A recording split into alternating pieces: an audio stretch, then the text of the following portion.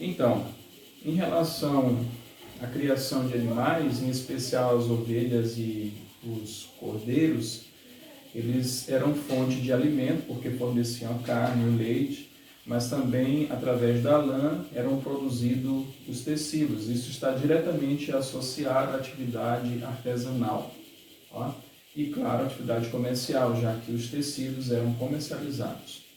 Então, já que estamos falando de comércio, a atividade comercial também era constante na região da Mesopotâmia, principalmente nos grandes centros, como Nínive, como a cidade de Ur, como a cidade de Babilônia. Eram cidades onde o comércio era bem efervescente. Então, as três principais atividades econômicas desenvolvidas, como nós vimos na Mesopotâmia, era a agricultura, que era a base, principalmente o trigo e a cevada. Nós tínhamos a criação de animais, como falamos, a questão das ovelhas e dos cordeiros, né, que tinham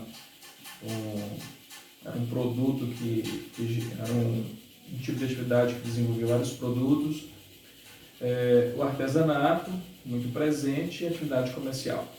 Agora nós iremos trabalhar de uma forma específica a cultura dos povos mesopotâmicos. Então, em relação à arquitetura, os mesopotâmicos eles deixaram diversos tipos de construções, em especial as zigurates. O que eram as zigurates, professor? As zigurates eram uma espécie de templos, né? Tinham em formato de torre.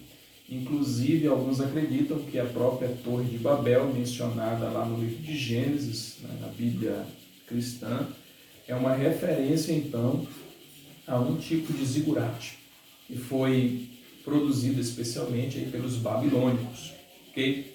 Além disso, os mesopotâmicos eles criaram uma espécie de desenho em baixo relevo, tá? Nas pedras, em blocos de pedra. E esse tipo de arte, que geralmente representa as ações dos monarcas, dos grandes reis da Mesopotâmia, se encontram hoje em diversos museus espalhados pelo mundo, em especial na França e em Londres. Tá? Outro ponto importante da cultura mesopotâmica foi o desenvolvimento da escrita, a escrita cuneiforme, criada aí pelos sumérios, aproximadamente por volta do ano 4000 a.C., certo? E esse tipo de escrita, eles tinham uma espécie de rolo, pegavam então uma tabuinha, um tablet, né, de argila, e ali imprimiam as inscrições, os desenhos que significavam as palavras, que contavam um pouco da história aí dos mesopotâmicos. E um fato interessante é que os sumérios, como desenvolveram a escrita, foram os primeiros a desenvolver uma história. Então, o primeiro livro produzido foi lá entre os sumérios. É claro que livro aqui não se pode aplicar a ideia como nós estamos acostumados, né? Papel, papiro, né? Mas na verdade aqui há uma história, a história que retrata a epopeia de Gilgamesh, que conta as travessuras, né, de Gilgamesh, que seria um rei sumeriano, e que passaria a ter várias aventuras em busca da imortalidade. Inclusive, a semelhança aqui de alguns relatos bíblicos com relação ao dilúvio, que estão descritos nessa epopeia. Tá certo? Outra contribuição foi o Código de Hammurabi. Então, Hammurabi foi o imperador do primeiro império babilônico, o mais importante, e ele passou então a colocar as leis orais de forma escrita. E o princípio básico do Código de Hammurabi foi o princípio de talião, ou seja, as punições elas eram idênticas aos crimes cometidos. Era a ideia de olho por olho, dente por dente, vida por vida, tá certo? A religião mesopotâmica ela era politeísta, ou seja, eles acreditavam em vários deuses. E a maioria desses deuses, eles tinham alguma característica relacionada com a natureza, certo? Os deuses mesopotâmicos, alguns tinham características antropomórficas, ou seja, os deuses tinham características humanas. Outros tinham características zoomórficas, ou seja, os deuses possuíam traços de animais.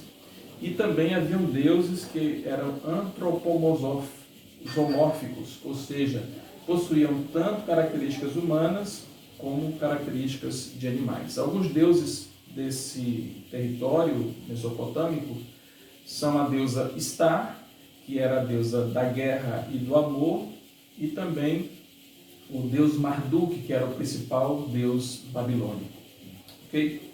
Dentro ainda da questão da religião, haviam as diversas práticas de adivinhação, onde eles analisavam as vísceras dos animais para predizer o futuro. E isso vai até, inclusive, contribuir para um pouco do desenvolvimento da medicina.